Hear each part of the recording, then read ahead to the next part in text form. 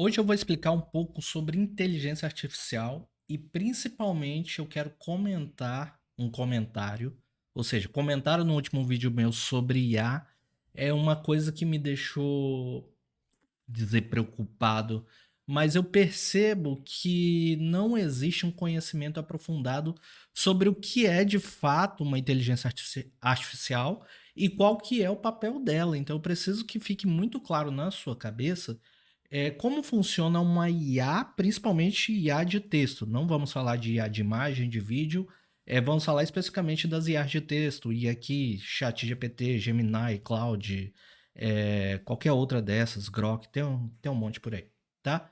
É, e o que foi o comentário? Vou já mostrar para vocês aqui. Ó, como advogada, não posso confiar em ferramentas que erram.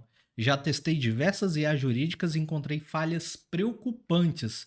A Laug, eu acho que ela quis fazer um comercial para a Laug, não sei, né? Foi a única que demonstrou um padrão técnico que me deixou tranquila. Eu preciso que você entenda uma coisa muito clara na sua cabeça. Uma IA não erra. Ponto. Por que que não erra? Porque não é função dela errar ou acertar. Ela não. O propósito de uma IA de texto é gerar texto. Ela não serve para responder prova, ela não serve para fazer conta. Ela pode fazer uma prova? Ela pode, mas não é a função dela. Ela pode responder uma conta? Pode. Ela pode gerar um código? Pode. Ela pode fazer um mini programinha? Pode. Mas essa não é a função principal dela, não é para isso que ela foi criada. Ela é uma IA de geração de texto, uma LLM. Então, a principal função dela é gerar texto. Simples assim, tão simples e tão idiota quanto parece. Então, quando você quer falar sobre erros, né? Ó, não encontrei falhas preocupantes. Que falha? A única falha que você pode ter no IA é não revisar. Basicamente isso. E quando você quer jogar algo e receber algo 100% pronto, sem precisar revisar. E isso não existe, não existe de forma nenhuma. Você entrega um trabalho para um estagiário seu, você tem que revisar o trabalho dele. Mesmo para um parceiro, se você faz protocolo de petição e não é o seu escritório que faz, você manda para o advogado parceiro, na hora que você recebe essa peça de volta, essa peça jurídica, você não pode simplesmente protocolar cegamente, você é sua função revisar antes de protocolar. Então, terceirizar a culpa é muito feio mesmo. Então, o que você precisa entender da IA de geração de texto? A função dela não é acertar ou errar, tá?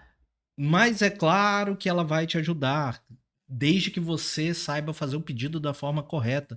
Então você não pode sair só digitando qualquer coisa. Aliás, você pode fazer o que você quiser da sua vida, tá? Mas quando você digita de qualquer forma, de qualquer jeito, vai sair de qualquer forma e de qualquer jeito, tá? Então, se você quer algo mais profissional, eu vou dar aqui 3 dicas muito simples, tá? 3 dicas muito simples do que você precisa fazer. Primeiro, você vai dizer para ela qual que é o seu objetivo, tá? Objetivo. Então, por exemplo, se você quer criar uma petição inicial, fale assim: quero criar uma petição inicial. Para quem? Para qual área? Sobre qual assunto específico? Sobre qual coisa específica? Então você não pode só quero uma petição inicial. Não.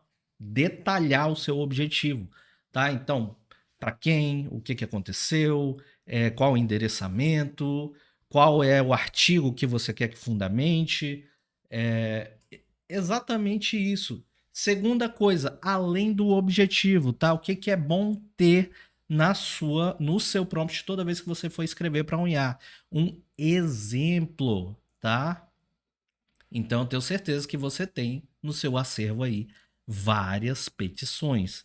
Então, se você já tem várias petições, você só precisa jogar uma de exemplo. Veja este exemplo aqui e faça parecido dessa forma. Pronto. Então, você disse o que você quer e você falou mais ou menos como você quer que saia. Você deu um exemplo. Pronto. Terceira coisa que você pode fazer aí de forma muito simples é basicamente pedir para ela te entregar por partes. Por que por parte? Porque você vai revisando. Então pede primeiro o cabeçalho, tá? Pede o endereçamento, cabeçalho todinho, depois pede a seção dos fatos, depois pede a seção do direito, depois pede a seção dos pedidos, porque aí você vai fazendo pedaço por pedaço, ao invés de tentar fazer tudo de uma vez. Primeiro que quando tenta fazer tudo de uma vez, ela costuma resumir muitas informações. Não fica muito legal. Por isso que toda vez que eu vou ensinar aí um mentorado meu, eu ensino ele fazer parte por parte, porque você tem algo mais completo, um pouco melhor, um pouco mais bem estruturado, ao invés de você fazer algo tudo corridão. E ainda mais para o ChatGPT ele costuma querer economizar tokens, tá? O cloud ele costuma ser mais completo nesse sentido, se você quer comparar uma com a outra. Mas a história aqui não é essa, não é um vídeo sobre comparação de IAs, é sobre você entender a dinâmica. E para você entender isso, talvez só para solidificar um pouco mais na sua cabeça, você precisa comparar o ChatGPT mais ou menos com aquele corretor de teclado do seu celular. Então, quando você está digitando no celular, você digita oi, já aparece sugestão ali de 3 palavras. Aí pode ser que apareça oi, tudo bem?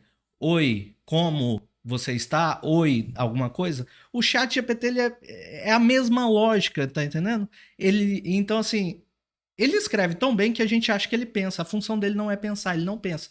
Ele é uma IA generativa de texto baseado em estatística. Então, da mesma forma que no seu celular, na forma que você digita oi, ele tem lá mais ou menos qual palavra você costuma digitar logo em seguida, e aí facilita um pouco a sua digitação. O ChatGPT é isso, só que muito melhor, 1 milhão de vezes melhor, porque ele foi treinado com muito mais parâmetros, tá? E ele, claro, utiliza uma carga de processamento muito maior. Se você já viu um tamanho de um servidor, são infinitas placas de vídeo lá processando para te dar essas respostas. Sei que foi um vídeo mais técnico, mas eu preciso que você fique claro, não existe erro ou acerto sobre IA. É mais sobre você entender como ela funciona, tá? Entender como isso pode te ajudar, qual vai se adaptar melhor para você, para sua situação. Eu particularmente uso muito o ChatGPT porque foi a primeira que saiu, é a que eu uso há mais tempo.